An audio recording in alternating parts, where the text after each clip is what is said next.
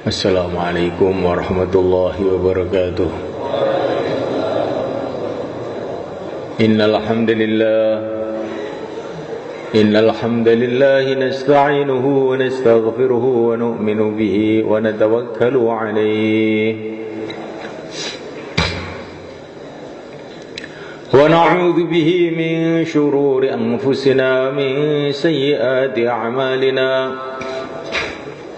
من يهديه الله فلا مضل له ومن يضلل فلا هادي له أشهد أن لا إله إلا الله وحده لا شريك له وأشهد أن سيدنا ومولانا وحبيبنا محمدا عبده ورسوله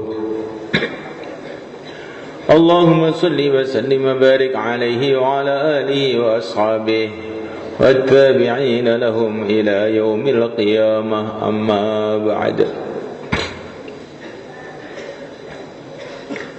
وقد قال في كتابه الكريم إن الذين قالوا ربنا الله ثم استقاموا تتنزل عليهم الملائكة ألا تخافوا ولا تحزنوا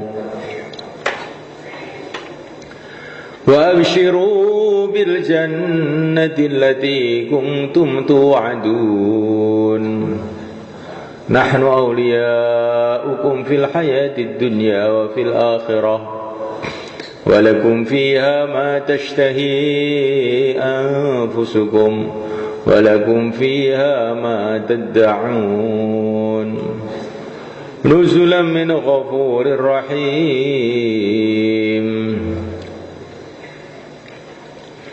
ومن أحسن قولا ممن دعا إلى الله وعمل صالحا وقال إنني من المسلمين وقال تعالى كل نفس ذائقة الموت وإنما توفون أجوركم يوم القيامة فمن زحزح عن النار وأدخل الجنة فقد فاز وما الحياة الدنيا إلا متاع الغرور. Hadirin yang dimuliakan Allah SWT,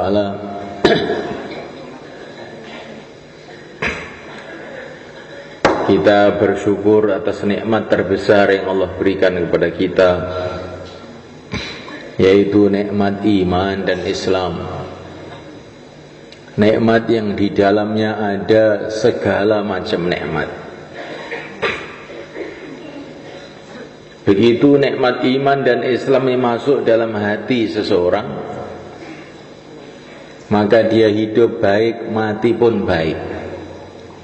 Kaya baik, miskin pun baik. Sehat baik, sakit pun juga baik. Kalau hidup tambah amalnya, kalau mati masuk surga. Kalau kaya tambah infaknya, kalau miskin berkurang hisabnya. Kalau sehat bertambah syukurnya, kalau sakit berguguran dosanya.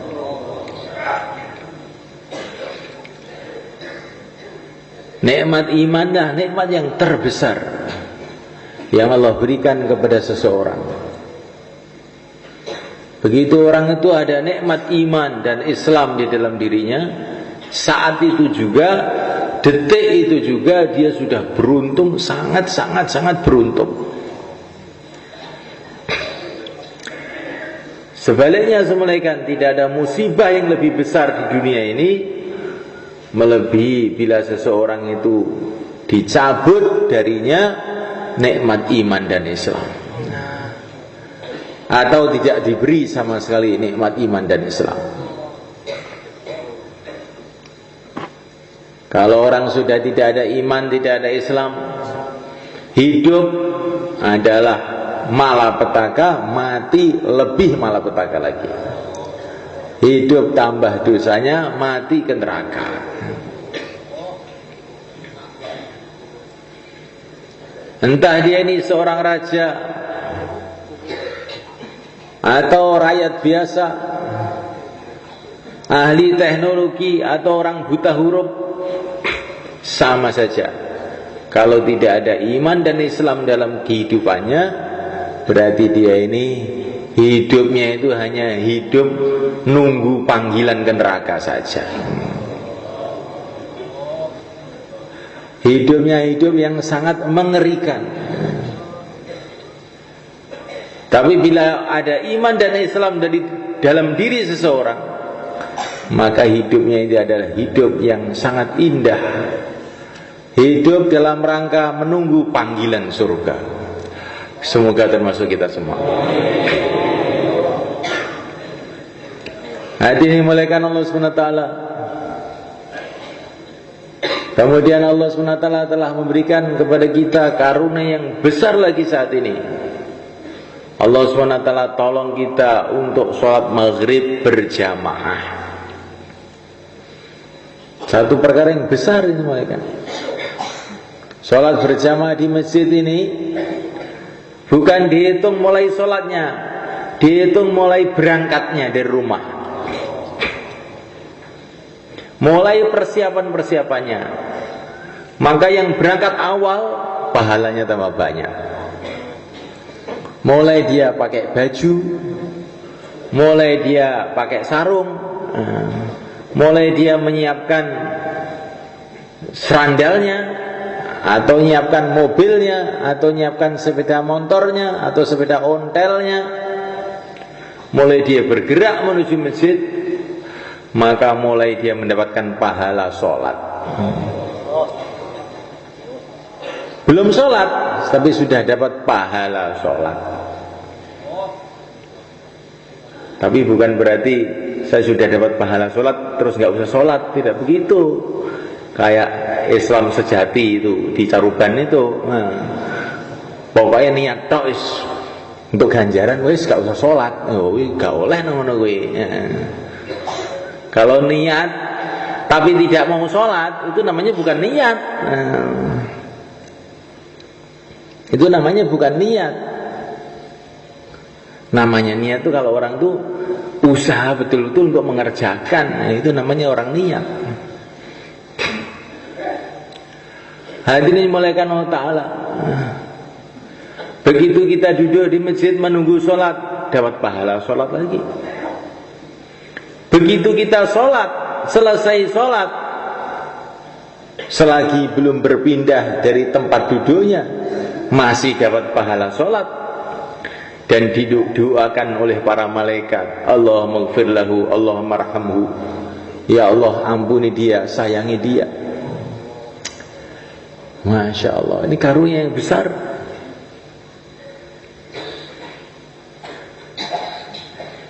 Karunia ini hari-hari Allah berikan kepada kita. Tetapi semulaikan Allah Ta'ala, sekarang ini yang mesti kita perhatikan, bagaimana kita sholat dengan syukur.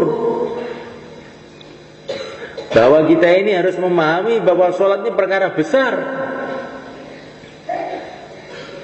Karena walaupun kita sholat, tapi kalau kita menganggap sholat ini perkara kecil, maka sholat kita pun akan kecil di sisi Allah SWT. Man hanat alaihi sholah fahuwa indallahi ahwan, aw kama qala Rasulullah SAW. Barang siapa yang menganggap sholat itu hina, maka dia ini orang hina di sisi Allah. Jadi kita ini bukan sholat yang kita kehendaki. Sholat itu dengan gembira, dengan syukur.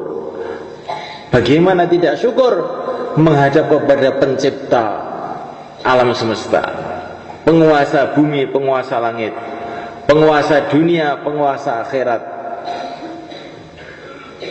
Bagaimana tidak syukur kita menghadap kepada Allah, di mana seluruh alam semesta ini, seluruh manusia, seluruh raja-raja itu terjadi dengan kun. Allah mengatakan kun, jadilah, maka jadi.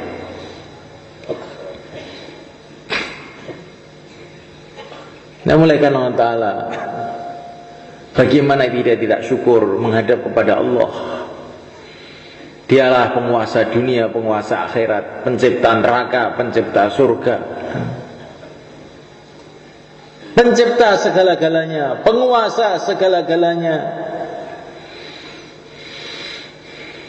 yang maha rahman, yang maha rahim, yang maha kasih sayang kepada hambanya. Maka kita mengucapkan Allahu Akbar dengan bergetar hati kita, menggigil badan kita, karena saking syukurnya, saking takutnya kepada Allah SWT. InsyaAllah malaikat, baru sholat kita itu nanti ada nilai di sisi Allah. Sholat yang seperti inilah malaikatnya yang dikatakan 2 rakaat tengah malam lebih mahal daripada dunia seisinya. Kemudian malaikat, setelah itu Allah memberikan karunia yang besar lagi kepada kita. Kita ditolong oleh Allah untuk duduk dari berbagai-bagai daerah, berbagai-bagai kalangan ulama, kalangan santri, pegawai negeri, petani, pedagang, pelajar, orang kaya, orang miskin telah berkumpul di masjid Allah. Untuk apa? Semata-mata mencari ridho Allah, tidak mencari apa-apa. Saling menyayangi karena Allah, saling mencintai karena Allah. Dalam satu hadis yang diriwayatkan Imam Suyuti dalam kitab Al-Budur As-Safirah fi ahwali daril akhirah, nanti pada hari kiamat di padang mahsyar ada panggilan-panggilan untuk orang-orang yang akan dimasukkan surga tanpa hisab. Di antara yang dipanggil itu semuanya kan, mana orang-orang yang saling cinta mencintai karena Allah? Bangkitlah, masuklah surga tanpa hisab. Maka orang-orang yang dulunya di dunia ini saling cinta mencintai karena Allah, mereka berdiri dan ternyata tidak banyak. Ditanya oleh para malaikat, kamu saling cinta mencintai karena Allah, apa dulu yang telah kamu buat? Maka mereka mengatakan, natajalasu fillah, kami senantiasa berkumpul duduk karena Allah. Wa natazawaru fillah, dan kami saling berziarah-ziarahan, kunjung mengunjung karena Allah. Wa natabadzalu fillah, dan kita saling bantu membantu karena Allah. Semoga termasuk kita semua. Sekarang kita sudah ada saling cinta mencintai karena Allah. Diteruskan saling berziarah karena Allah. Kemudian saling bantu membantu karena Allah. Bantu membantu urusan apa? Urusan apa saja.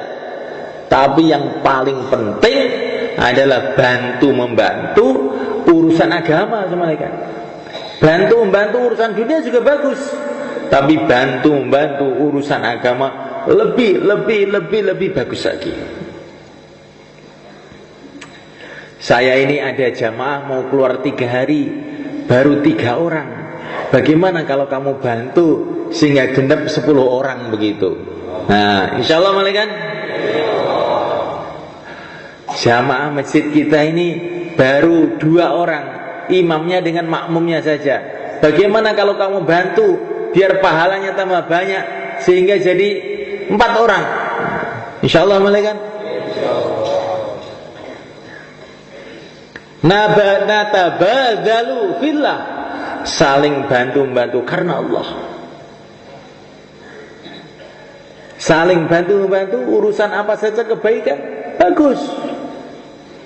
Tapi yang terpenting, wa ta'awanu 'alal birri wat taqwa, bantu-membantu dalam ini agama.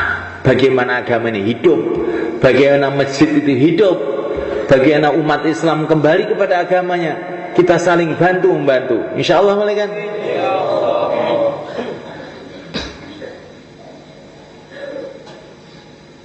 Majlis-majlis seperti ini adalah majlis yang mahal malaikat. Karena ini bukan hanya majlis saling mencintai karena Allah saja, tapi ini juga majlis ilmu. Dalam satu hadis dikatakan, barang siapa pergi ke masjid untuk menghidupkan majlis ilmu, dapat pahala seperti haji yang sempurna. Majlis seperti ini mahal sekali, perlu kita buat di masjid-masjid kita. Ini majlis untuk kita fikir sama-sama. Di sini ada fikir, fikirnya Rasulullah SAW, fikirnya Sayyidina Abu Bakar As-Siddiq radhiyallahu ta'ala anhu, fikirnya Sayyidina Umar bin Khattab radhiyallahu ta'ala anhu, fikirnya para sahabat, fikirnya para ulama, fikirnya para pejuang-pejuang, memikirkan bagaimana umat ini kembali kepada agama. Satu hari baginda Nabi SAW berjumpa dengan Sayyidina Abdullah ibnu Abbas radhiyallahu ta'ala anhu.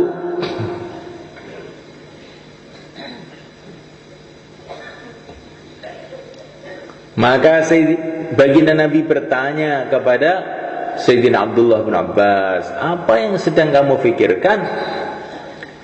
Sekarang saya sedang memikirkan ya Rasulullah, bagaimana kehebatan Allah yang menciptakan alam semesta ini, menciptakan bumi, langit dan sebagainya. Maka Nabi mengatakan kurang lebihnya, fikir kamu itu seperti ibadah 1 tahun yang tanpa mikir. Nah, kalau ibadah mikir juga, tambah banyak ini. Kemudian beliau berjumpa dengan Sayyidina Abu Hurairah radhiyallahu ta'ala anhu. Apa yang sedang kamu pikirkan? Maka Sayyidina Abu Hurairah mengatakan, yang sedang aku pikirkan ya Rasulullah, bagaimana nanti keadaan di negeri akhirat, bagaimana keadaan alam kubur, bagaimana keadaan padang mahsyar, bagaimana keadaan sirat dan seterusnya. Itu yang saya pikirkan sekarang. Fikir kamu itu seperti ibadah 7 tahun. Kemudian baginda berjumpa dengan Sayyidina Abu Bakar As-Siddiq radhiyallahu ta'ala anhu. Apa yang sedang kamu pikirkan? Saya sedang berpikir ya Rasulullah, bagaimana umat kamu semua masuk surga. Pikir kamu itu seperti ibadah 70 tahun. Nah, coba semalaikan, ini ibadah itu 1 menit aja nilainya sudah tidak karu-karuan. 1 detik ibadah saja nilainya sudah begitu mahalnya. Nggak bisa dinilai dengan harta-harta dunia ini semuanya. Bagaimana ibadah 1 tahun? Bagaimana ibadah 7 tahun? Bagaimana pula ibadah 70 tahun? Ini ibadah 70 tahun itu kalau kita mikir, bagaimana umat kembali pada agama sendiri? Bagaimana kalau semua orang kita ajak mikir begitu? Jadinya ibadah berapa juta tahun? Wallahu alam kalau diterima oleh Allah. Tapi ini juga jangan salah paham. Saya sudah mikir, maka nanti nggak perlu tahajud lagi, ibadah saya sudah banyak. Itu keliru. Pergi ke masjid untuk menghidupkan taklim sudah seperti haji, maka nggak perlu haji lagi. Ya keliru. Kamu dapat pahala haji tapi belum haji. Dapat pahala haji tapi kamu harus haji kalau mampu. Walaupun memikirkan umat, merisaukan umat, itu pahalanya besar sekali, kayak ibadah bertahun-tahun malaikat. Tapi kita harus ibadah juga. Kalau kita tidak ibadah, kita rugi dan menunjukkan kita ini bohong saja. Ciri khas orang-orang yang memikirkan umat, para nabi, para rasul, para sahabat, mereka ini ibadahnya habis-habisan. Kanu qalilan minal laili ma yahja'un wa bil ashari hum yastaghfirun. Malam sedikit tidur karena ibadah. Menjelang subuh waktu sahur mereka istighfar. Sudah ibadah semalam-malam suntuk, masih juga belum puas, istighfar. Diakhiri dengan istighfar, merasa ibadahnya belum sempurna. Zikirnya, alladzina yadhkuruna Allaha qiyaman wa qu'udan wa 'ala junubihim. Berdiri, duduk, berbaring, senantiasa mengingati Allah. Itulah kehidupan pejuang-pejuang dulu, yaitu para sahabat radhiyallahu ta'ala anhum ajma'in. Maka karunia yang Allah berikan kepada kita ini begitu banyak saat ini. Maka kita syukuri karunia ini. Bagaimana cara mensyukuri? Hatinya gembira, senang, ditolong oleh Allah untuk perkara ini. Dan kemudian malaikat kita ceritakan kepada orang lain.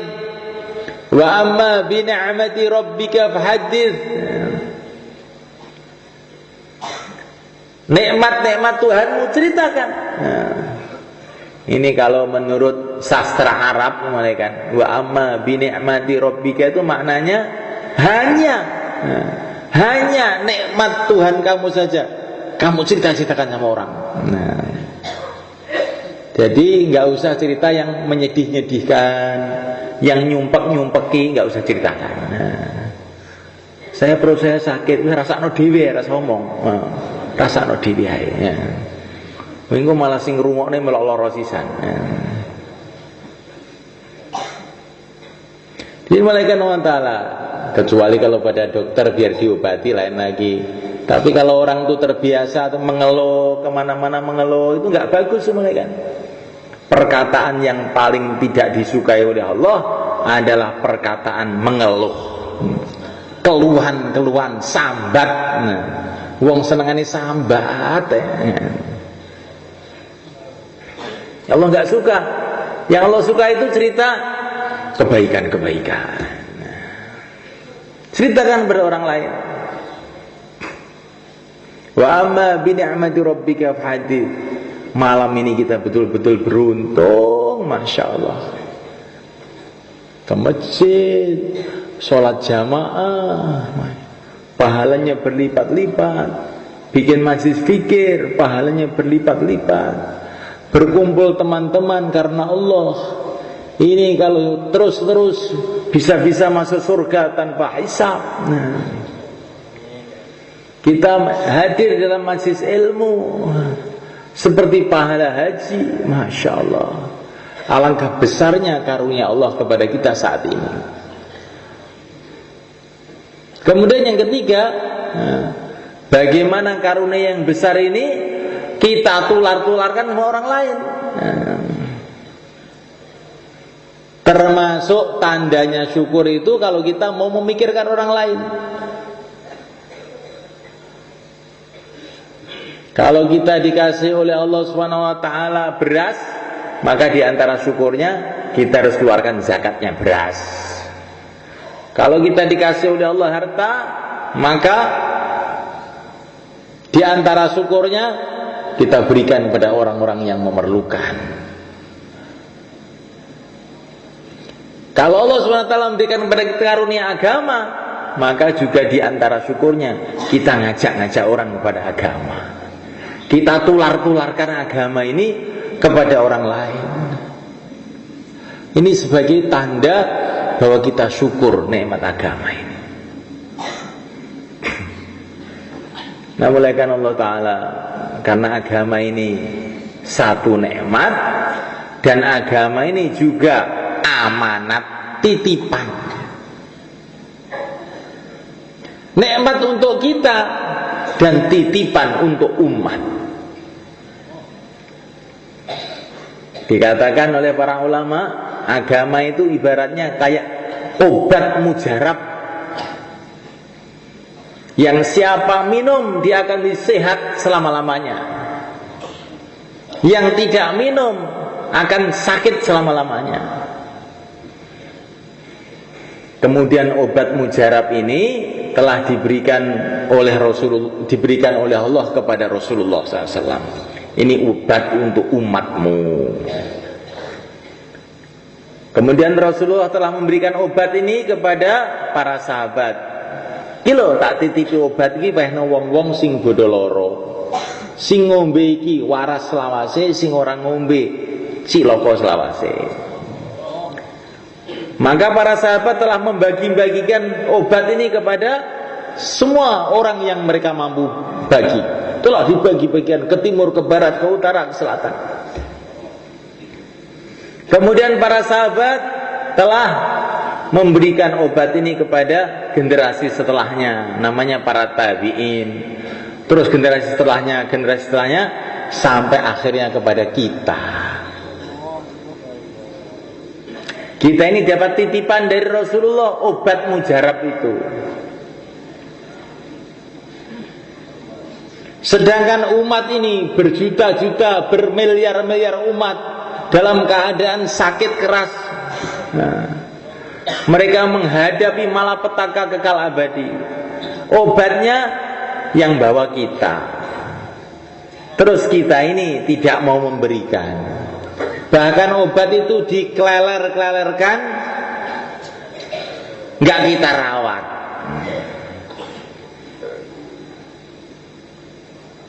Bahkan obat itu kita buang ke kalen. Kira-kira kita dimarahi sama Rasulullah nggak kira-kira? Oh, gawat ya.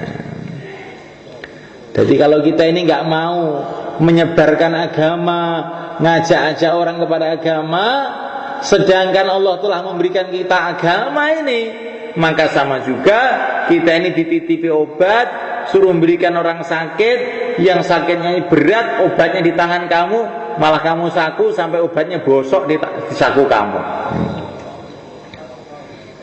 Maka kita ini secara tidak langsung kayak itu mencelakakan banyak orang, itu mereka. Kayak mencelakakan banyak orang. Bukan kayak memang mencelakakan banyak orang. Jadi orang itu kalau tidak mau ngajak-ngajak orang itu mencelakakan banyak orang. Walaupun di dunia dia tidak dituntut oleh pengadilan agama, pengadilan negeri, pengadilan apa, tidak dituntut. Dia tidak akan ditangkap polisi. Nanti di akhirat dia akan ditangkap di padang mahsyar, akan dihadapkan kepada pengadilan. Kenapa kamu punya obat mujarab, tetangga-tetangga kamu tidak kamu bagi, sehingga mereka akhirnya celaka?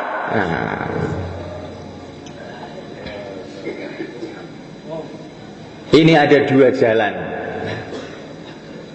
Sebelah kiri jalan menuju neraka, sebelah kanan jalan menuju surga. Jalan menuju surga itu apa? Iman Islam.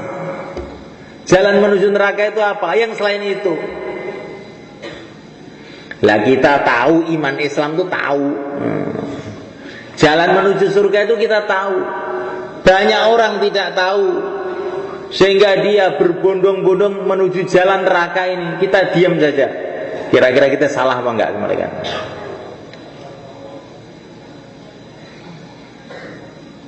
Nah sekarang ini yang lebih bahaya lagi semula kan.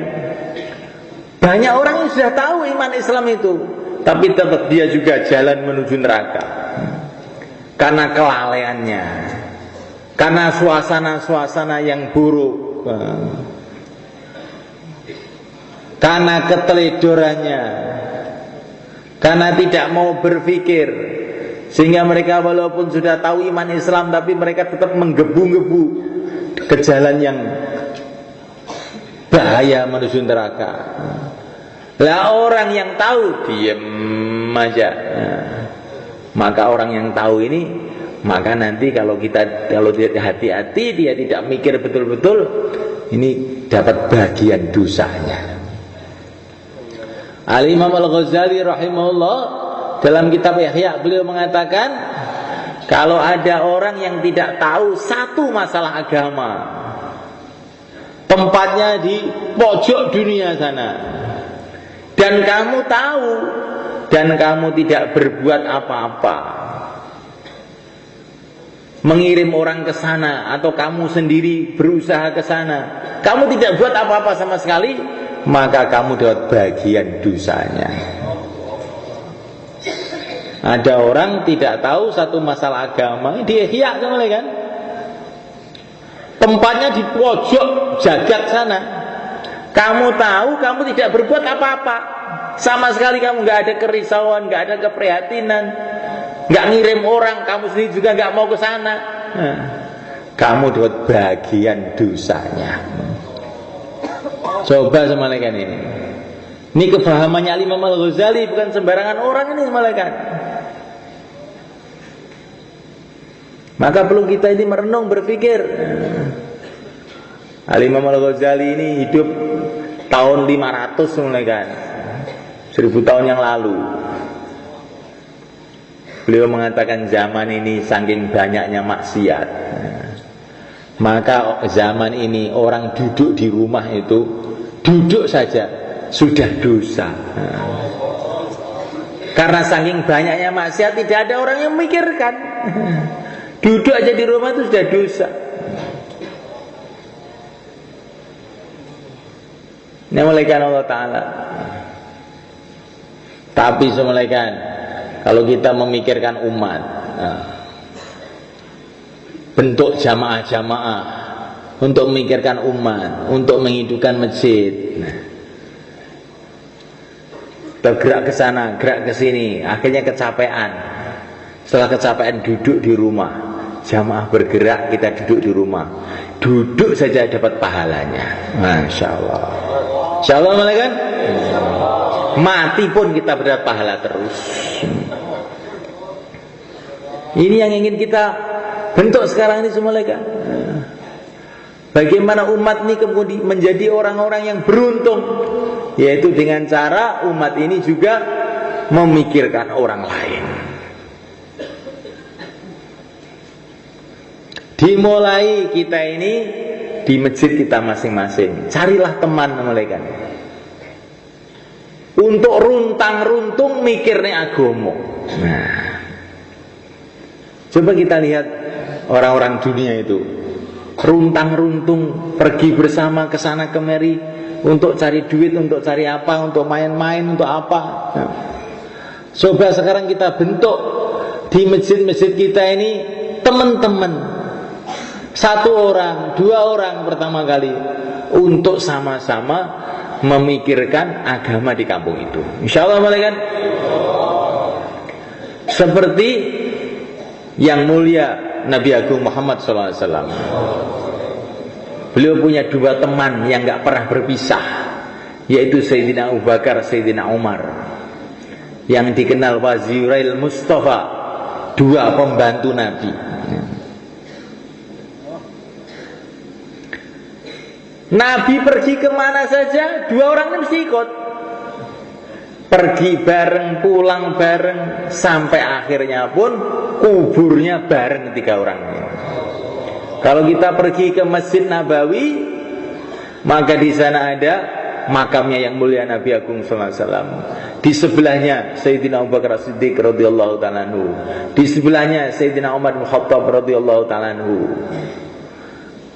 Ketika Sayyidina Umar dikubur di situ, Sayyidina Abu Bakar dikubur di situ bersama Rasulullah, maka Sayyidina Ali bin Abi Thalib radhiyallahu ta'ala anhu mengatakan, sudah saya kira katanya. Dulu Rasulullah kemana saja ya bersama Abu Bakar dan Umar. Sekarang sudah di alam kubur pun bersama Abu Bakar dan Umar. Dan Rasulullah mengatakan, nanti hari kiamat aku bangkit di padang mahsyar bersama Abu Bakar dan Umar. Lah kita bentuk jamaah kecil ini di masjid-masjid kita, namanya jamaah 2,5 jam. Bagaimana malaikat? Hari-hari kita bergerak dengan 3 orang aja dulu. Bergerak. Untuk ngajak umat ini berpikir bahwa dunia tidak lama, akhirat selama-lamanya. Bahwa kita ini punya pimpinan yang mulia Nabi Agung Muhammad SAW. Bahwa kita ini adalah hamba Allah yang semestinya harus senantiasa ingat pada Allah. Bahwa kita ini umat Rasulullah semestinya terus mengamalkan sunnah Nabi, meneruskan perjuangannya. Bahwasanya sekarang ada usaha yang sangat menguntungkan, hasilnya besar. Usaha apa itu? Usaha masjid. Insyaallah malaikat kita bergerak.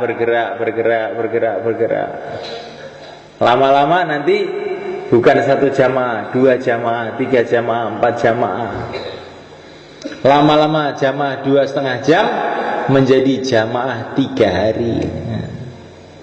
Kemudian jadi jamaah 40 hari. Kemudian jamaah 4 bulan. Jadi jamaah IPB. Dari jamaah negeri jauh. Kita bentuk pikir yang umat ini. Kita pikir yang jauh-jauh, di samping yang dekat-dekat. Karena Rasulullah dulu memikirkan seluruh umat, kita pun juga harus memikirkan seluruh umat. Rasulullah dulu memikirkan kampung-kampung lain, kita pun memikirkan kampung-kampung lain. Jangan bertanya mengenai biayanya, yang penting kita gerak. Dan malam hari kita berdoa. Insyaallah malaikat. Hari-hari bergerak, setiap malam berdoa, menangis kepada Allah. Nanti malaikat, kalau orang itu kerjanya diterima oleh Allah, maka Allah akan datangkan hidayah-hidayah di tempat yang dia tidak bisa datang. Nah, malaikat Allah Ta'ala, coba kamu lihat nih Nusantara ini. Berapa ribu pulau di Nusantara ini? Indonesia ini loh, ribuan pulau, 12.000 pulau. Hampir semua ada umat Islam di situ. Bagaimana orang-orang dulu sampai ke tempat-tempat itu? Ini namanya barokah dari Allah, pertolongan dari Allah. Maka kita jangan kecil hati semua malaikat. Ini bukan sahabat, bukan apa, tapi mereka mengikuti kehidupan sahabat, mengikuti perjuangan Nabi, Allah akhirnya berkati. Para sahabat berpikir untuk bagaimana agama sampai ke ujung-ujung dunia. Mereka tidak sampai ke Temboro, tapi agama sampai ke Temboro. Para sahabat tidak sampai di Madura, tapi agama sampai di Madura. Karena mereka berpikir untuk seluruh alam, akhirnya Allah jadikan barokah gerak mereka, doa mereka, ilmu mereka, akhlak mereka, perjuangan mereka, barokahnya sampai ke seluruh alam. Yang penting kita niati begitu. Allah berkuasa apa yang Allah kehendaki. Dulu ada satu suku di Jazirah Arab namanya Bani Sulaim. Para sahabat belum sempat datang ke tempat itu. Suku itu semua menyembah berhala. Tapi tiba-tiba semua kan, berhalanya itu loh mengeluarkan suara-suara yang isinya mengajak mereka masuk Islam. Kullil qabilati min Sulaimin kulliha Zahabal anisu wa asya ahlul masjidi. Katanya berhala itu mengucapkan lagu-lagu. Jadi berhala ini bisa lagu juga. Ya, ada karkun bisa lagu, nggak apa-apa. Asalkan lagu yang bener aja, jangan lagu cubit-cubitan, rusak. Jadi malaikat Allah Ta'ala, berhalanya mengeluarkan suara. Mungkin setannya itu mendengar orang dakwah atau mendengar bayan di mana, akhirnya masuk Islam, nggak ngerti. Pokoknya yang jelas berhala itu mengeluarkan suara. Katakan kepada seluruh orang kampung Bani Sulaim ini, Sekarang berhala sudah hancur, yang hidup ahli masjid, katanya. Akhirnya orang Bani Sulaim ini pada datang ke Madinah. Waktu itu Nabi masih duduk di masjid. Orang-orang Bani Sulaim kafir datang mau mencari Rasulullah. Pimpinannya namanya Abbas ibnu Mirdas, dan dia ini merupakan juru kunci berhalanya. Datang ke masjid, baru sampai di pintu masjid, Nabi mengatakan, Abbas, loh, padahal Nabi itu nggak pernah kenal. Bagaimana cerita berhala kamu? Oh, terkejut dia, loh kok Nabi kok tahu? Asyhadu alla ilaha illallah wa asyhadu anna Muhammadar Rasulullah. Padahal Bani Sulaim ini kampungnya belum pernah didatangi para sahabat. Di barokah pikirnya para sahabat yang diterima oleh Allah, niatnya menyebarkan agama ke seluruh alam yang telah diterima oleh Allah. Karena shadiq, sungguh-sungguh dalam niatnya, maka barokahnya sampai kemana-mana seluruh alam. Nah, malaikat Allah Ta'ala, Nabi dakwah di Mekah 13 tahun. Ada orang namanya Abu Sufyan, ini pimpinannya orang kafir Mekah. Nggak mau itu, masuk Islam itu nggak mau, nentang Islam, bahkan menghunus pedang untuk memarahi orang Islam. Akhirnya Nabi pun hijrah ke Madinah. Satu hari Abu Sufyan ini keluar ke Mekah, jalan-jalan naik kuda, tiba-tiba ketemu anjing. Mulai kan anjing itu bilang, orang Mekah, kenapa kamu tidak mau masuk Islam? Datang ke Madinah masuk Islam. Maka Abu Sufyan dikatakan begitu, bukan masuk Islam, langsung dia lari masuk ke Mekah. Jangan sampai ini anjing didengar orang banyak ini. Nanti orang Mekah masuk Islam semua. Dia nggak mau juga masuk Islam. Didakwai anjing lo nggak mau. Tapi dalam hatinya ini dia sudah ada rasa Islami jendawat tenan Islam ini. Gawat ini. Ini duduk sembarangan ini. Ini bukan rekayasanya Muhammad. Ini Islam, ini agama Allah ini. Nggak tahu nanti bagaimana jadinya. Tapi akhirnya tidak lama kemudian dia dapat berita yang mengejutkan dia. Putrinya Abu Sufyan ini, putrinya Abu Sufyan, namanya Ummu Habibah, dikawin sama Rasulullah. Makanya dia, loh, maka dia ini agak bingung juga, gimana ini kok istri saya, putri saya dikawin sama Muhammad ini. Akhirnya orang-orang datang, Abu Sufyan, putri kamu dikawin sama Muhammad sekarang. Maka dia ini bingung jawabnya. Ya nggak apa-apa, Muhammad kan jagoan orangnya, nggak apa-apa. Punya mantu kayak Muhammad, siapa yang tidak punya mantu kayak Muhammad, katanya dia. Tapi akhir-akhirnya dia ini tambah redup, akhirnya masuk Islam mereka. Jadi orang itu ada yang masuk Islam begitu susah sekali kayak Abu Sufyan itu. Udah memusuhi Nabi terus sampai tahu macam-macam mukjizat Nabi, macam-macam kehebatan Nabi, menter saja, nggak peduli. Sampai akhirnya juga masuk Islam. Ada orang masuk Islam tuh begitu mudah, kayak Sayyidina Abu Bakar. Begitu Rasulullah mengatakan saya utusan Allah, benar kamu utusan Allah, enggak tanya apa-apa sudah, benar gitu aja sudah, benar kamu utusan Allah. Seperti Abdullah bin Salam, ini seorang pendeta Yahudi di Madinah, baru melihat Rasulullah. Oh, orang kaya seperti ini nggak mungkin bohong. Asyhadu alla ilaha illallah wa anna Muhammadar Rasulullah. Jadi ada orang tuh masuk Islam tuh mudah begitu.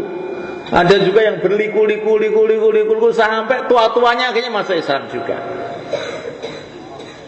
Ada juga yang sampai mati tidak masuk Islam kayak Abu Jahal. Maka kita dalam dakwah ini perlu sabar. Ada juga orang yang taskil langsung siap, ya ada yang insya Allah, ya. Taskil lagi, insya Allah. Sampai yang taskil sudah mati, ganti orang lain masih insya Allah. Ada juga begitu. Ditelateni saja ini. Mungkin barangkali ini termasuk keturunan Abu Sufyan ini. Akhir-akhirnya itu 4 bulan juga. Insya Allah malaikat.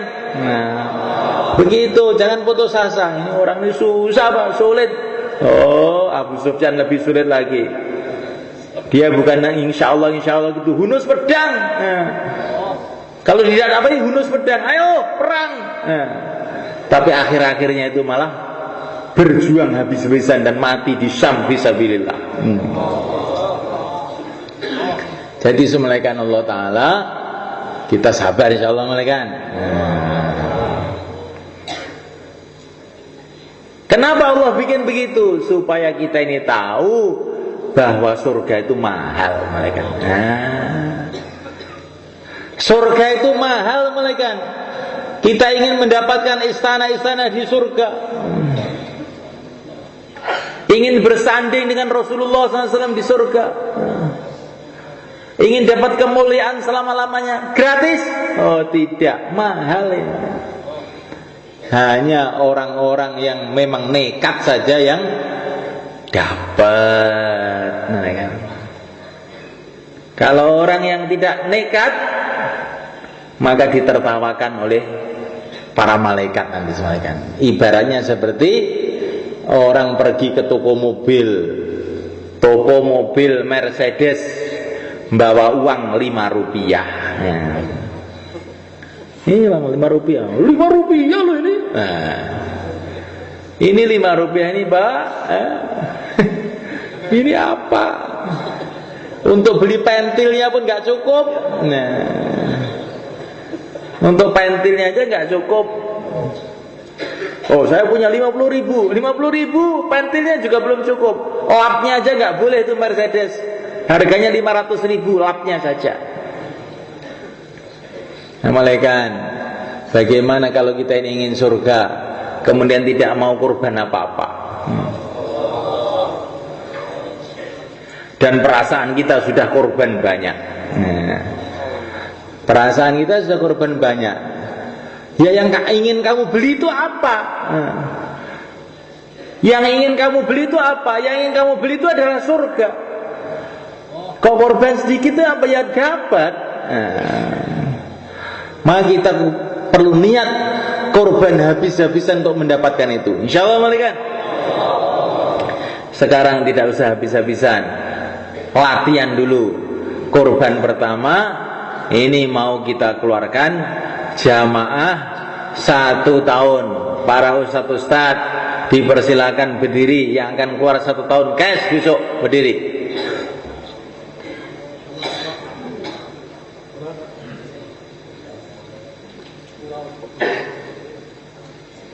Berdiri. Kok nggak bisa berdiri gimana? Sini tengah. Biar dilihat ini tengah.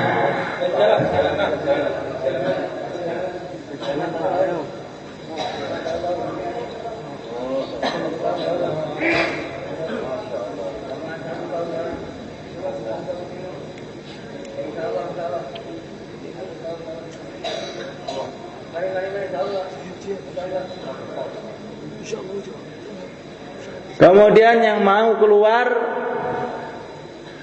IPB semalakan dalam waktu dekat ini maupun yang secepat-cepatnya ini. Nah, silakan. Yang mau niat India, Pakistan, Bangladesh berdiri ke timur. Qabalallah.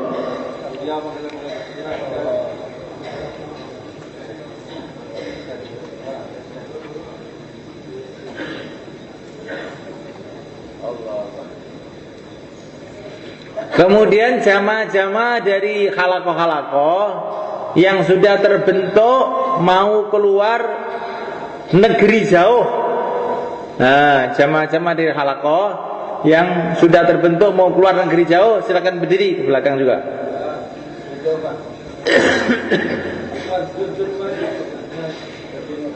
Untuk menguatkan niat kita. Orang-orang sudah pernah IPB, maka niat negeri jauh, silakan berdiri ke timur. Silakan. Ini zamannya Pak Sobirin terutama.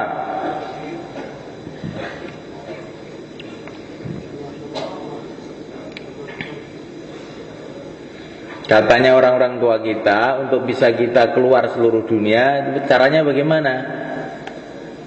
Waktu taskil angkat kaki, waktu malam angkat tangan doa. Udah itu aja dah. Pokoknya kalau taskil berdiri, bismillah gitu. Jangan lulak. Baik taskil ngadeg, bengi ndonga. Taskil ngadeg bengi ndonga, taskil ngadeg bengi ndonga. Jadi ora mencelat teko Amerika ngono iku. Nek taskil ora gelem ngadeg, ora iso mencelat. Monggo. Mboten sawedi dakwah niki wis. Niki mau dijajal sak donya nggih ngoten niku. Taskil ngadeg bengi ndonga, taskil ngadeg bengi ndonga, akhire teko ndi-ndi. Lah niki pun bukti mboten dongeng. Monggo ampun jumeneng. Mohon saniki sekawan wulan. Sekawan dosa dinten kes jumeneng. Ha monggo. 4 bulan, 40 hari kes jumeneng ngetan monggo. Monggo. Nah. Ini Pak Arif mau ke Irian ini. Nah.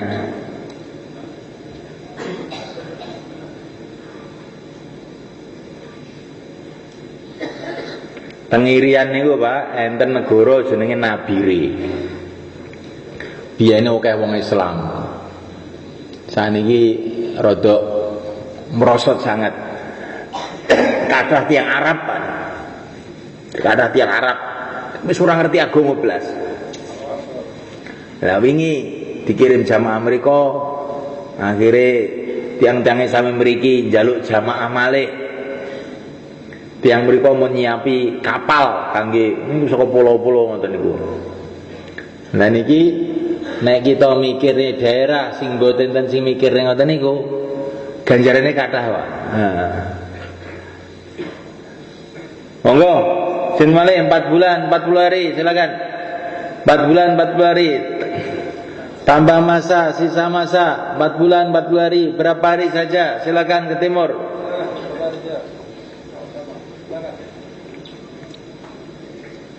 Monggo, taqabbalallah. Masyaallah.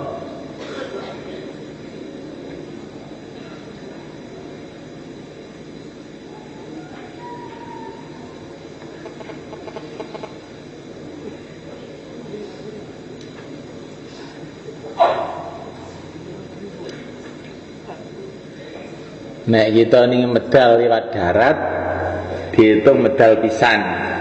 Nek kita ning medal lewat lautan dihitung metu ping 10. Makanya niki ajeng dikirim jamaah-jamaah sing numpak kapal niku, teng Irian, teng Flores. Ngoten niku. Jenengan sampene niku. Aja pikirane niku metu cedak-cedak anae dakwah padha dakwah. Gak, beda. Luwih adoh ganjarane luwih gede.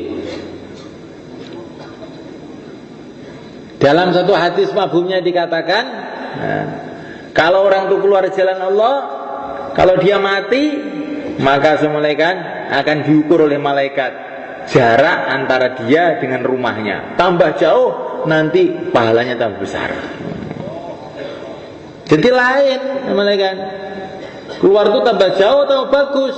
Apalagi kalau nyabrang lautan, pahalanya lipat 10 kali.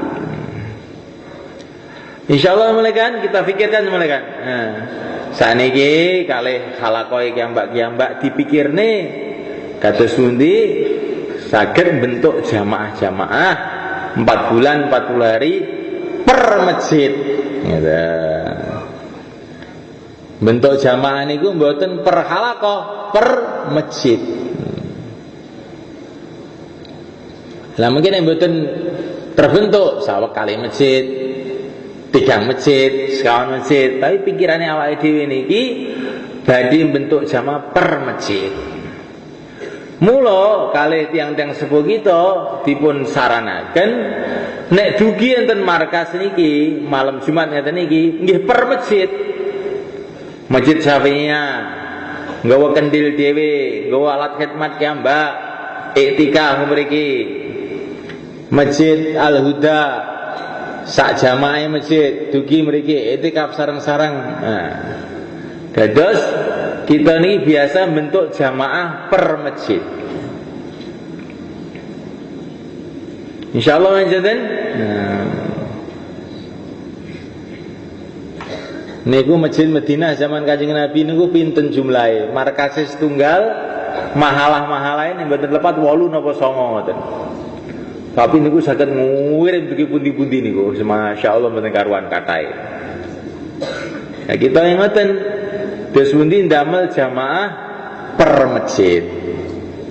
3 dina sak masjid, sekawan dosa dinten sak masjid. Nanti lho nggih. Sekarang ulang setunggal masjid. Lah mungkin yang pun dibentuk setunggal masjid kok kurang. Sabab kali masjid ngoten dimusyawarah teng halakoe. Aja bentuk jamaah per halakoh.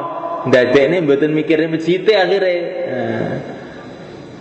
Bentuk jamaah niku king masjide kiambak-kiambak. Insyaallah ngeten. Nggih. Pun saniki tiga-tiga sekawan-sekawan wau sing dipun aturaken mau